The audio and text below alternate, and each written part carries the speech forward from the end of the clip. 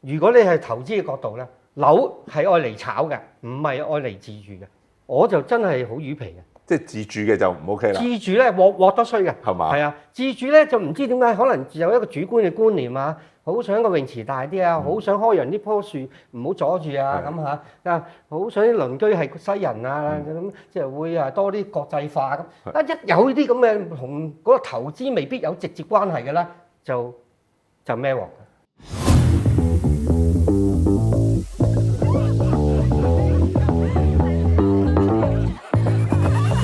今集 podcast 咧，我哋請咗一個好特別嘅嘉賓，就係我身邊嘅 Ken Sir 啦。咁佢既係物業投資者啦，會同我哋咧分享一啲咧買賣物業嘅心得之外咧，佢亦都係一位補習天王啊，前補習天王啦，而家唔係補習天王啦，以前係補習天王啦，係嘛？咁佢就喺現代教育裏邊教英文啦。其實如果好似我呢啲咧80後咧，嗱即係經歷過90年代嗰啲公開試嘅煎熬咧，應該唔會唔識 Ken Sir 嘅，咁教英文。澄清少先，其實咧我係現代教育嘅老細嚟。老細，你冇教咁，你有教㗎？我其實夢想咧係想咧做補習天王嘅製片啊或者嘅領導，就多過咧想做補習天王。係啊，呢個但係你本身講清楚少少就係咁解。係，但係因為咧你知啦，補習如果咧你想幫到更多嘅人，我諗想突破咧，最緊要提供多啲選擇。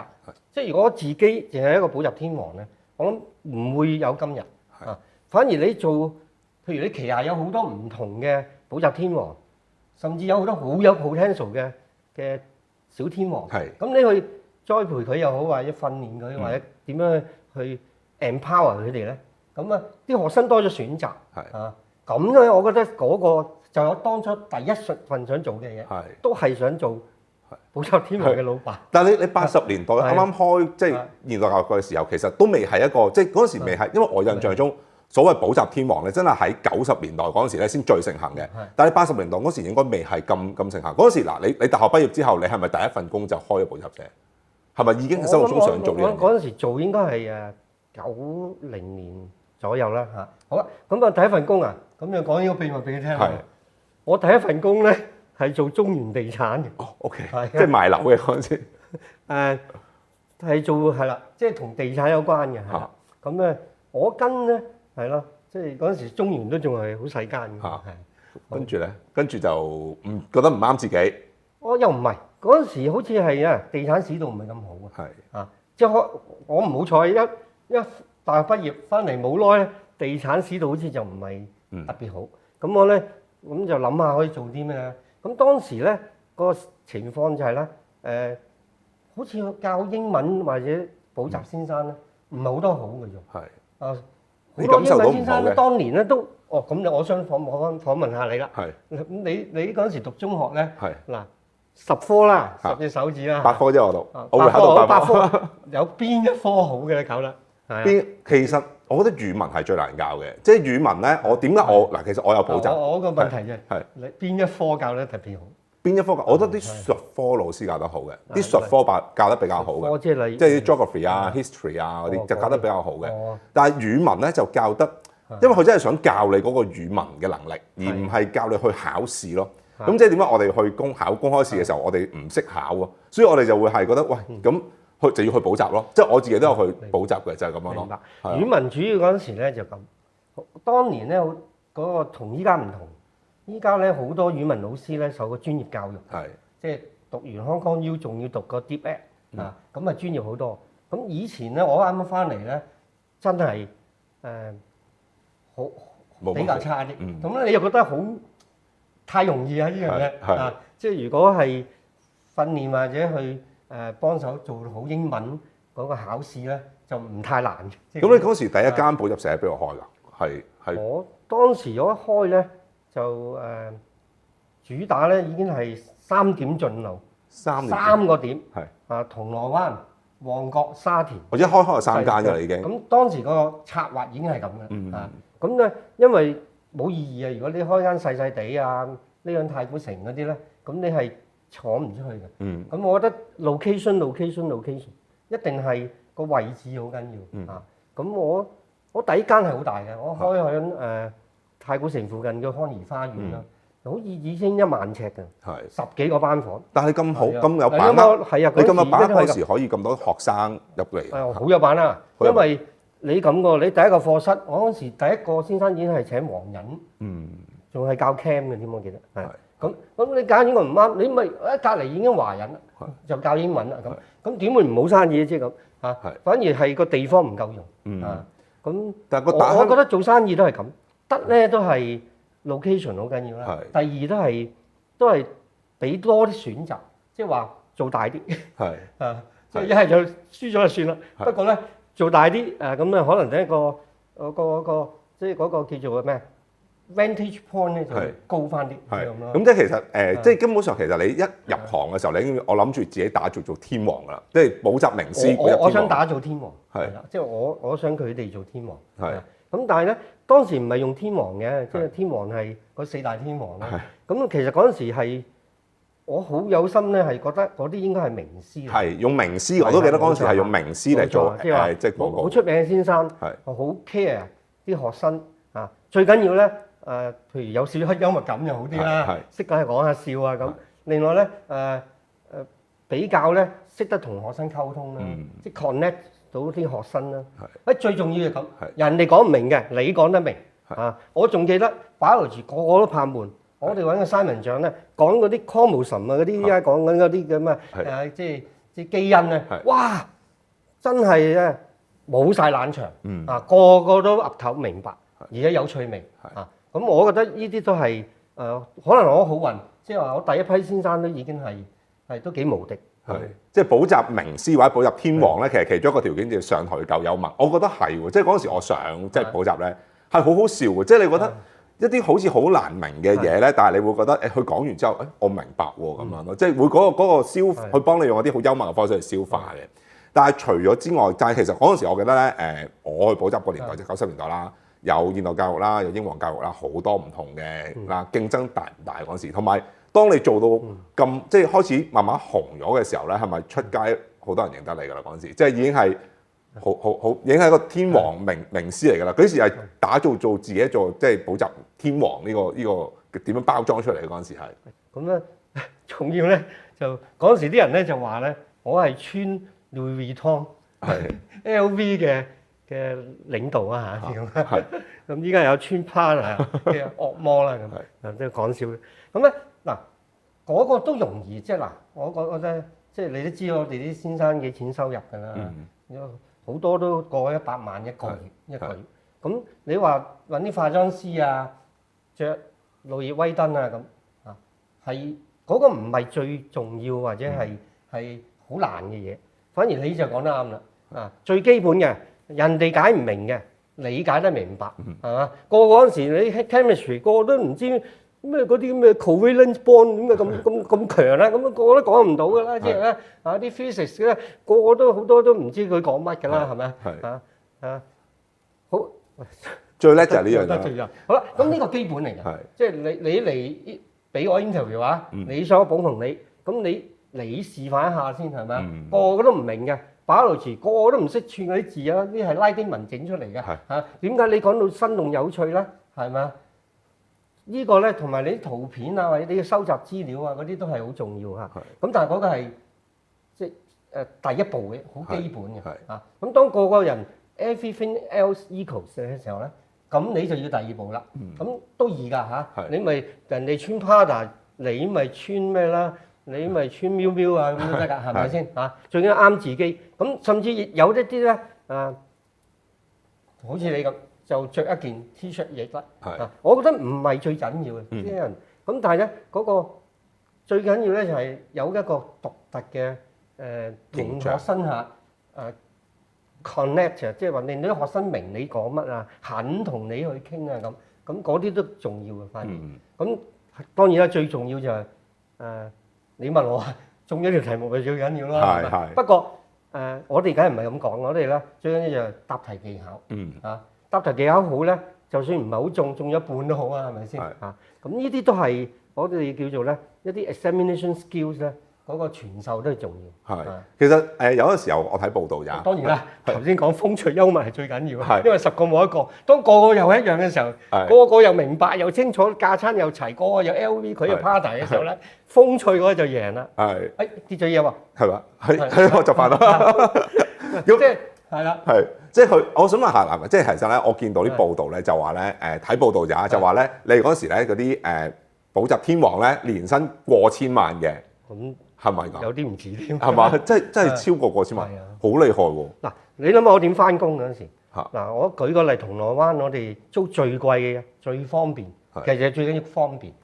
地方要大，我哋租銅鑼灣廣場，喺地鐵站上面嘅啫。咁我翻工係冇得搭 lift 嘅，唔係冇 lift 係冇得搭嘅，多人到啦。咁咧點咧？你翻工啊咁啊行咯喎，咁啊行下，咁咧樓梯兩旁咧都係學生，好似喺度迎接你。因為由1樓至到5樓都係學生。好啦，咁但係啲學生又好勤力嘅喎，佢哋唔係喺度等喎，佢係喺度睇下書啊，即係互相交流啊，咁又當然啲名師經過咧，佢哋又好羨慕嘅眼光，好cheer up 咧，即係話好即係好振奮或者個好。咁你做先生又調翻轉咧互動啦，又俾佢咧影響住，你都唔想嗰堂教得差啊，或者冇啲幽默感啊咁樣啦嚇。咁呢啲咁嘅影響好大。咁我行到5樓係嘛？咁一入到去咁又有啲人咧已經係等緊入課室啊。最開心就係10幾個課室，10幾個唔同嘅先生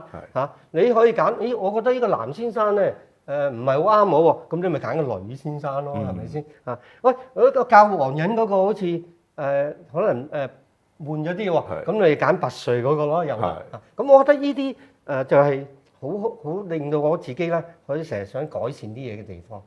但係過千萬年薪，其實你嗰陣時係咁當然過千萬都係令你更加想改善，因為我都有用分㗎嘛。係嘛？係點樣嘅咧？即係一炮過俾譬如你邀請個名師過嚟，一炮逐個月計嘅，逐個月計嚇。咁計學生人數咁一個百分比咯，係咁樣。真係咁可以咁，即係咁多學生可以俾到咁多。係有啲似拍片咁㗎，即係真係啲天王係有得分紅㗎嘛，相傳。咁相傳唔係真實嘅咩？咁所以咧都係一個鼓勵嚟。係。咁但係其實你自己咧，你嗰陣時最高人工係幾多㗎？知要攞我幾多人工？咁我都其實我有投資好多其他嘢添。唔計投資咧，淨係講人工，淨係人工之後先投資咧。咁我應該都唔弱嘅，係嘛？都有8位數字以上啩，一個月數唔到。一年係係一年係。咁你係咁你自己點樣投資？你第一層樓係幾時買？其實你自己你80年代翻嚟啦，90年代開幾個據點啦。咁跟住你第一層樓，你嗰陣時係點樣嘅？嗰陣時係我第一層樓咧，我都記得就係都好艱苦㗎。第一層樓啊！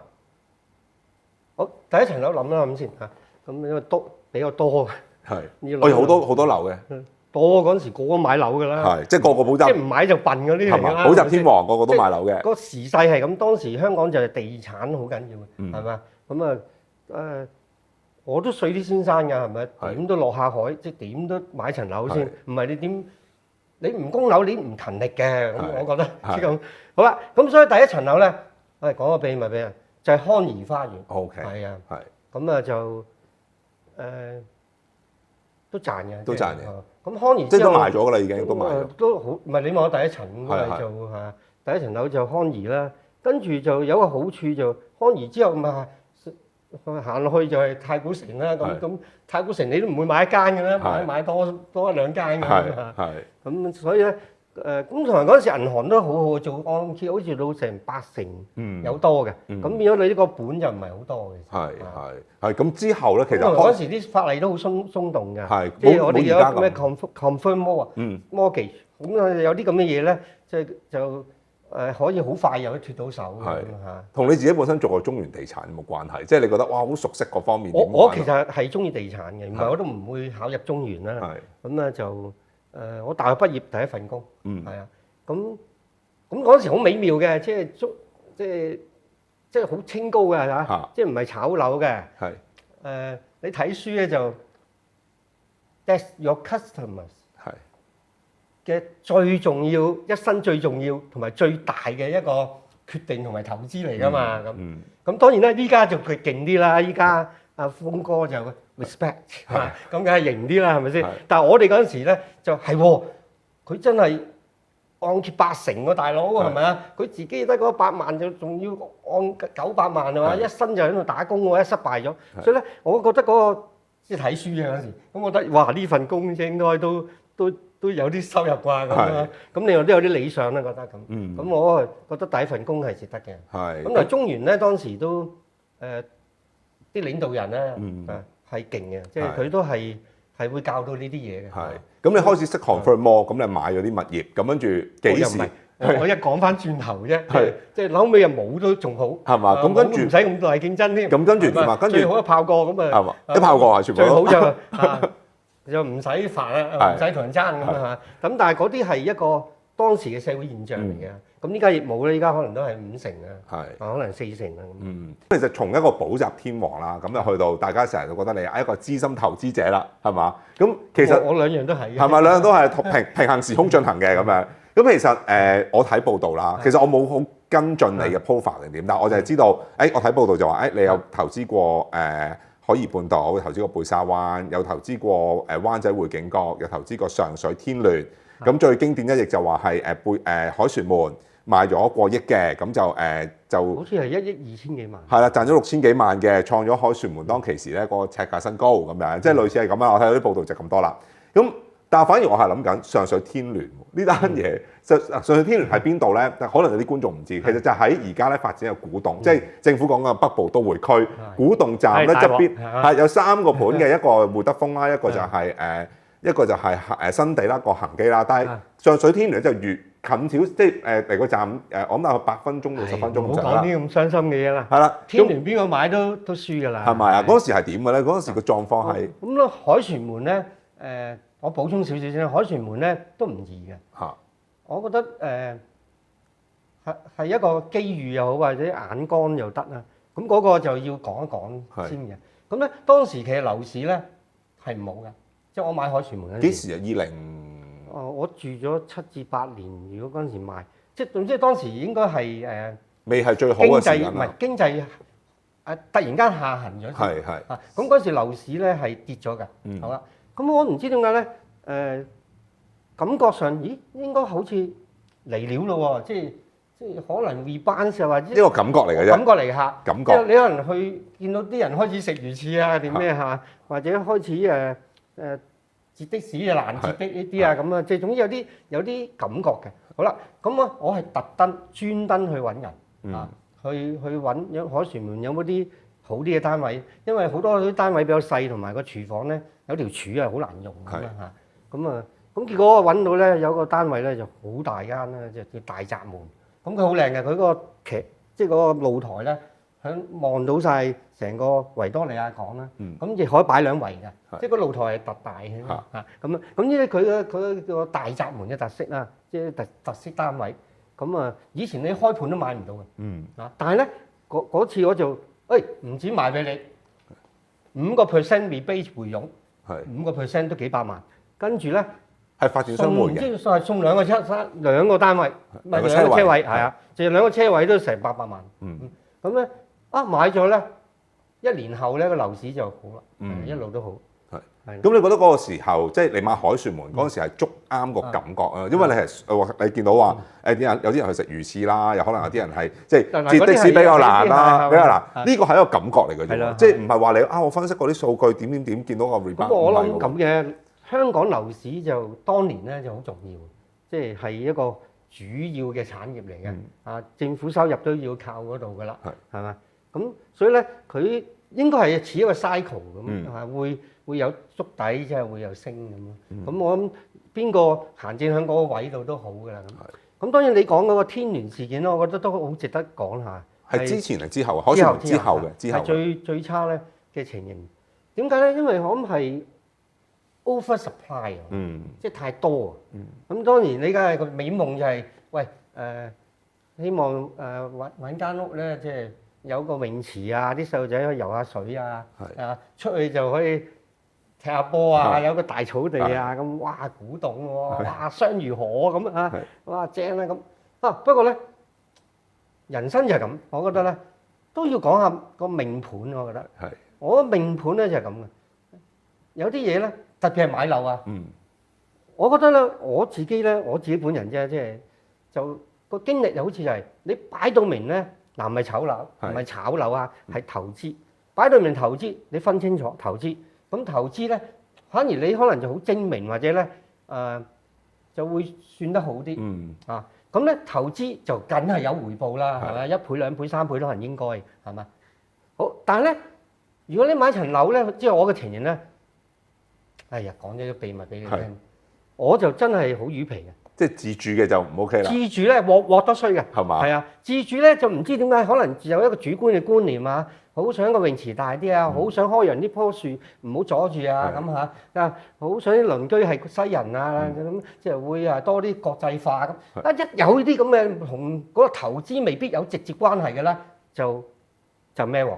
你覺得投資同我唔自住止淨係天聯啊，嚇，哇！真係講俾你聽，唉，真係唔想講啊，真係衰到咧，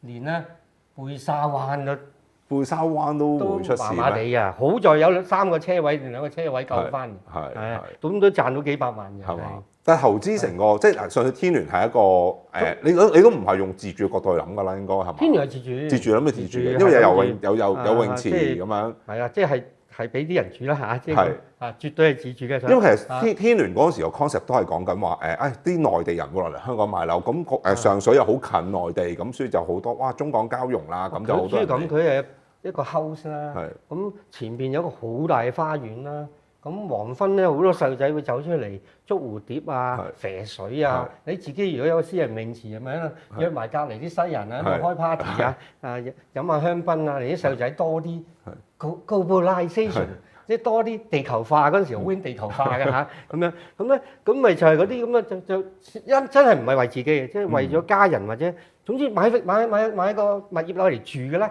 咁我自己就唔係咁滿意啦，個成果就麻麻，所以我覺得可以咁諗嘅，大家都係嘛？但你係分開係咪？你咁買層物業，究竟係愛嚟投資啊，定愛嚟自住？係啊，咁啊分開。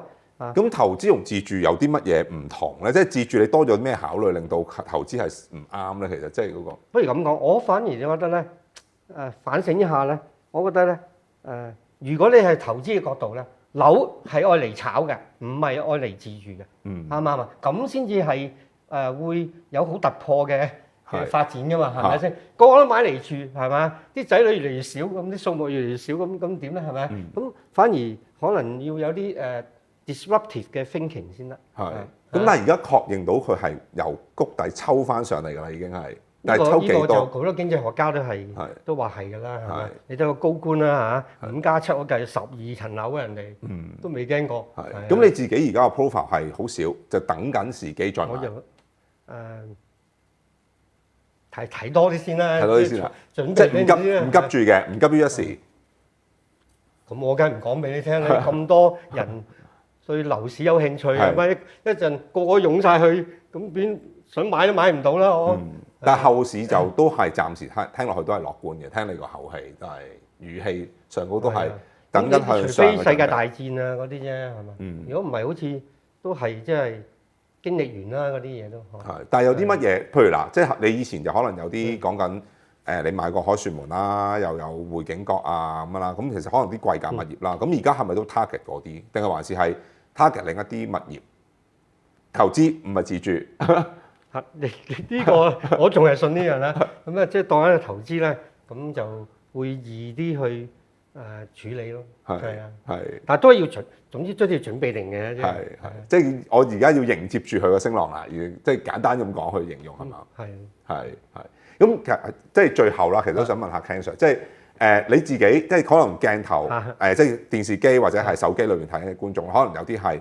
都可能你教出嚟喎，可能係你教出嚟補習完之後，而家可能成家立室咗，或者係旗下嘅名師教出嚟嘅，或者人準備而家想置業啦、上車啦。其實你覺得自己嗱，頭先我想問下，你覺得自己做補習呢行，你可能都冇做一段時間啦。你覺得你仲了唔了解年青人嘅諗法？其實而家熟唔熟悉？應該好清晰嘅，都知嘅。清晰嘅，係啊。咁你有冇啲咩建議俾一啲嗱？依家我真係想上車，未上車。但係真但係嗰啲人上車唔係年青人啊嘛，年青人唔買樓住嘅。你講嗰啲父母係咪？應該或者係可能佢啲仔女又好，或者即係可能30零歲，差唔多要30零40歲啦。而家我真係要籌備上車啦、買樓啦咁樣，即係經歷人生嘅另一個階段啦咁樣。咁嗰啲你有啲咩建議俾佢咧？我其實作為投資咧，咁我咪話我會多啲去睇樓咯，就咁咯。睇樓。咁但係其他又真係建議唔到，因為始終啲嘢都係即係講咗等於冇講。樓宇投資嘅有陣時賺噶嘛。咁始終都係自己諗下係咩作用啦。你自己會點樣去？譬如你之前我聽你講咧，其實你買樓裏邊你都有賺有蝕啦。你點樣去用咩心情去面對住自己？冇錯，仲坐喺度咧係賺多過蝕嘅。OK， 係即係成個 portfolio 或者係成個買賣咁多年裏邊賺多好多嘅，蝕就蝕咗少少。你點樣用咩心情去面對？同埋你覺得點解係可以即係渡過多啲危機？係因為自己槓桿少，定還是係乜嘢？即係有冇啲心得分享下？我諗當你多過一層樓嘅時候咧。坦白講咧，就係投資嚟嘅。咁變咗你呢個觸覺真係好啲嘅，即係走得快啲係咪？咁亦係啦。如果係投資嘅，哇有錢賺喎，升咯喎，咁都會嗱着翻件衫去睇樓啦，係咪先？不過如果你係自住，咁你就多咗好多其他考慮係咪？翻去同屋企人商量下先啦，咁係嘛？咁又俾人入咗張票咯，咁係嘛？咁有陣時咧，嗰陣時。試過有啲咁嘅處境，咁我冇話將來仲係會咁旺啊或者點啊？咁而且咧，我覺得咁嘅又睇翻個 cycle 就好似係已經即係 rebalance 㗎，即係話咁。但係跟住點咧？我諗每個人個背景又唔同啊，咁啊係嘛？咁又或者啲人寧願去抽新股好啲咧？係。比例咧唔好講啦，泰國係全軍盡物嘅，係嘛？係啊，真係。香港全軍盡物。泰國全軍盡物，係唔得泰國樓。政局又好似又爭啲嗬，所以總之好中意嘅咧，你去買咧就輸㗎啦。我買咩 Four Seasons。OK。陰公啊，真係。係咪爛咗未啊？有冇？冇爛尾，但係冇升到。冇升到 ，OK。你諗住自己想去住啊？即就弊㗎啦。正經去投資啊，即係咁咧就。喺深圳灣嗰啲可能就得。